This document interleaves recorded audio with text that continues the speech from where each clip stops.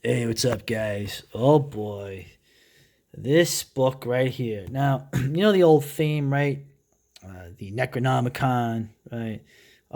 The King in Yellow. There's a book that will drive people mad if they read it. You know that whole concept, which has been used many times before.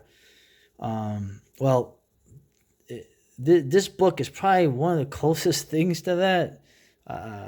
As someone who's a real sensitive soul or someone who's very prone to melancholy, I probably shouldn't read this.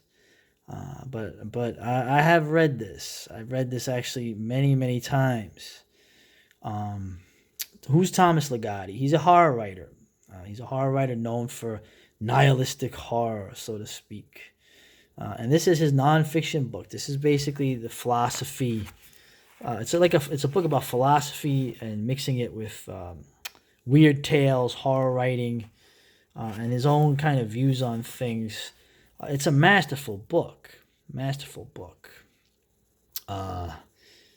It's not recommended for most people to read.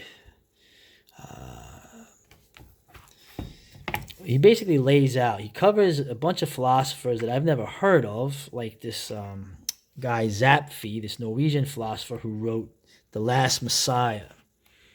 Also, he covers guys like Schopenhauer, probably the most well-known pessimist philosopher there is. And he starts linking it to different horror writers. Of course, Lovecraft with his cosmicism, right, where humanity is nothing. And of course, Poe. I mean, the most grim, evil, depressing world ever. Is the stories of Edgar Allan Poe. No, back in the 1840s, no one has matched Poe in that kind of just bleak doom sense of doom of anybody even written. I mean, Lovecraft stuff was imaginative, whereas there's just this dread and doom in Poe that almost 200 years later, no one has matched. I would argue probably with Ligotti, who I link more to Poe than I actually do Lovecraft, to be honest. And there you go. And there's Schopenhauer, one of my favorite dudes. Now, he brings up different things. Like Zapfi's idea was that basically consciousness, the idea of being aware of your own existence. Consciousness is pretty much only humans have it, and it is pretty much a maladaptation in the opinion of Zapfi and Ligotti. The idea that knowing that you are going to die, the existential idea, the dread, the some Heidegger type word, the death, facing death or whatever. Um, it is a maladaptation. It's something that eventually will lead to our extinction because realizing this will always lead to oblivion. Okay? Now Schopenhauer covered it right. The will to live. The world as will and representation or idea. Okay. Um, it's not just that there is nothing to humanity, but that there's something behind the veil that is less than nothing. Okay, there's something malevolent. One of the things that Ligotti likes to say or likes to do in the book is do this malignantly useless. He brings up that life is basically malignantly useless, and he does this several times in here. Now, reading this on the first thing, I kind of was very resistant to a lot of what he was saying. He keeps saying that life is malignantly useless. Okay, it's not nothing, which would be useless. It's less than nothing. It's malignant. There's a malevolent thing to it. As Schopenhauer says, there's something behind the world that makes life pernicious. It's not just there's nothing in oblivion. There's something. There's something like evil. There's almost like a giant tentacled creature watching us. Now, obviously, these are all metaphors, but there's something to be said. The Spenglerian idea of the European, the Faustian, seeking the horizon constantly, the Icarus-like thing of flying too close to the sun, seeking oblivion in the horizon, in the spaces, so to speak. There is something to that. There really is something to that. And in terms of linking this to horror, to tragedy, to Greek tragedy, to even Shakespeare and weird tales and whatnot, the idea of sublimation, the idea of the sublime was brought forward by Edmund Burke, which is the dread and intoxication of like malevolent, endless landscapes, and sublimating it is the technique, the rarest technique. Now he says conspiring against the human race. He's basically talking about how most of humanity, and one of the things that you will never hear mentioned in this book is that Thomas Ligotti is really only talking about one strand of humanity. He's talking about white people. He's talking about European descended people.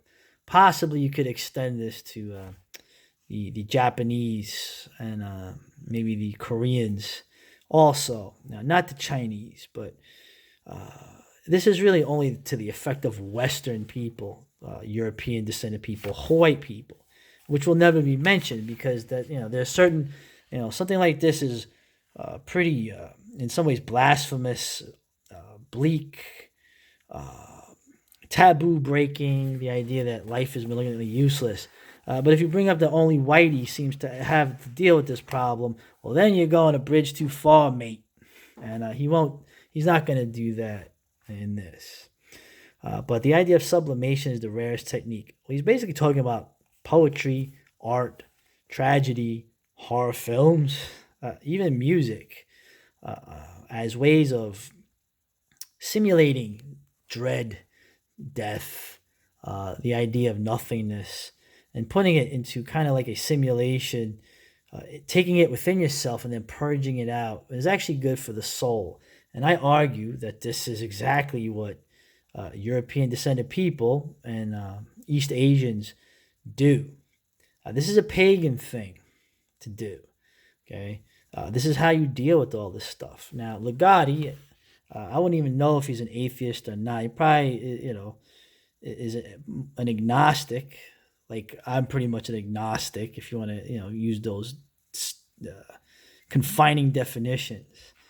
But one of the things I'll bring up too, just like that, the one thing Ligotti doesn't account for is that this is only white people, pretty much, for the most part, who are actually living this, because the East Asians are continuing regardless of the fatalism they may see, but we are not. Okay? The other factor of it is that this is, in my opinion, and this is Nietzsche, this is the end game of Christianity, right? Now I know that's the controversial thing that I don't think he notices or mentions, is that this is what Christianity does. Okay, it's not the operating system of our white people, and so it leads to oblivion. Okay, now the whole idea of oblivion, right? Meaning, being, is what Heidegger was saying, that being has concealed itself from us. The idea that life has no meaning, that pure rationalism, which comes out of the Enlightenment, which comes out of Christianity. Okay, I know when I say these things, it's like people like, I don't understand you. That's a contradiction. That's a dialectic. How are police and criminals actually the allies of each other against the rest of us? That's another concept that I bring up with my buddy James, that people can't wrap their heads around it, amongst other things. I'm not even going to bother to explain that, but what I'm telling you is that this is Christianity going to its final phase of ultimate oblivion.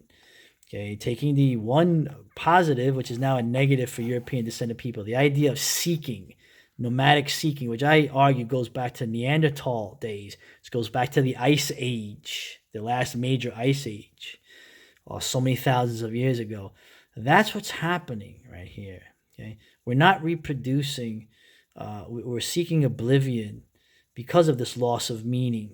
Okay, because of what's happened in the 19th century, of which the world wars were just the act, whereas the thought, the actual breakdown in the mind, metaphorically speaking, happened way before that. If you read and I think he mentions some of them. He actually is very aware of the decadent writers that I keep mentioning all the time. These writers that were infamous.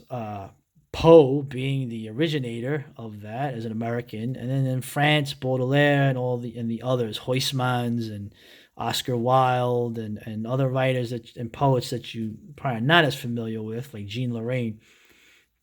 These men, and they were almost entirely men, in that late 1800s or the mid 1800s, they realized that a gate had been opened, let's say, a corner had been turned, and that the nothingness, the meaningless of life, which was not just which was malignantly useless, as Ligotti so aptly brings up all the time. He actually does this here. Let's see. He brings this up a lot. Life is malignantly useless. I remember when I was reading this, I was like, this guy is making all these points, and then he just makes a comment like this without any evidence to back it up. Well, that's just his opinion. Well, this is the way I thought before, and now I realize that, no, he makes a good point, okay? But a guy like Poe, you have that in his world. Now, there's other things about Poe that never get mentioned, and I'm only bringing it up briefly. Poe was hilarious.